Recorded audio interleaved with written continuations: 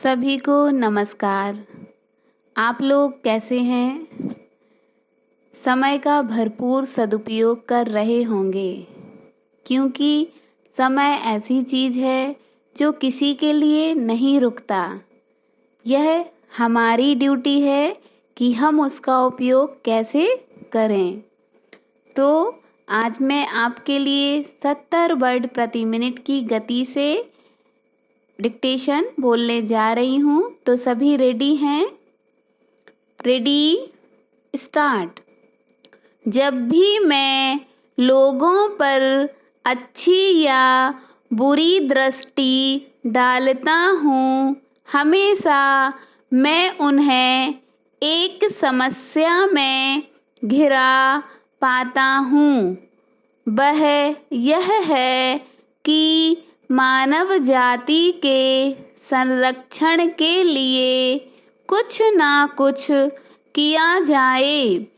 इस सोच की वजह मानव जाति के प्रति किसी तरह की संवेदना या प्रेम नहीं है, बल्कि इसकी वजह यह है कि उनकी इस मूल प्रवृत्ति से ज़्यादा बड़ा, शक्तिशाली, निष्ठुर तथा दुर्जेय और कुछ नहीं है।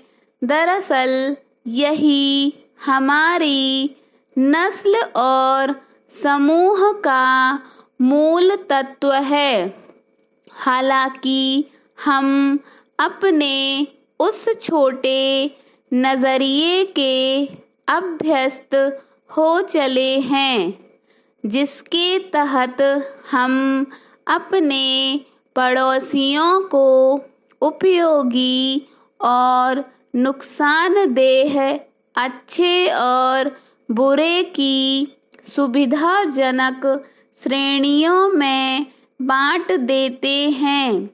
लेकिन जब हमें कोई सामान्य गणना करनी होती है या हम किसी बड़े सवाल के सामने खड़े होते हैं, तब अपनी गढ़ी गई इन परिभाषाओं और विभाजनों के प्रति ही संदेह पैदा करने लगते हैं और आखिरकार बड़े सवाल को अनसुलझा ही छोड़ देते हैं।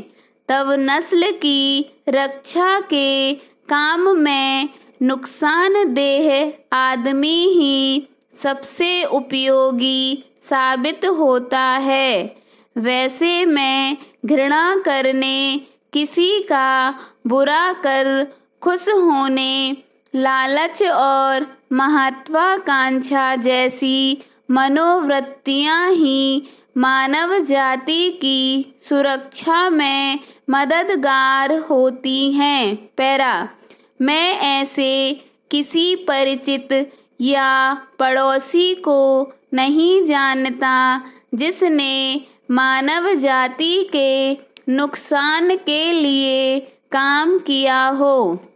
अगर अतीत में भी ऐसा कुछ हुआ होता तो सहस्राब्दी पहले ही मानव जाति का अस्तित्व समाप्त हो चुका होता, और अब तो मानव जाति इस अवस्था में पहुंच चुकी है कि देवताओं के लिए भी इसका विनाश करना संभव नहीं है।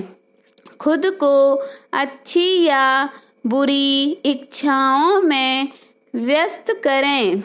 इस तरह से भी एक या दूसरे तरीके से आप मानवता की मदद ही कर रहे होंगे। जब मानवता के साथ यह सिद्धांत लागू हुआ कि मानव जाति ही सब कुछ है, अकेला मनुष्य कुछ नहीं, शायद तभी हंसी को ज्ञान के साथ जोड़ा गया होगा।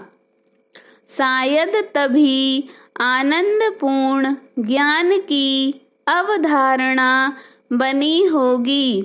यह अलग बात है कि मानव अस्तित्व में खुशी और आनंद को अब भी महत्वपूर्ण स्थान नहीं मिला है।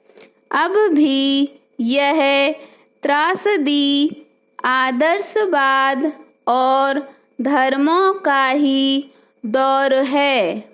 स्टॉप।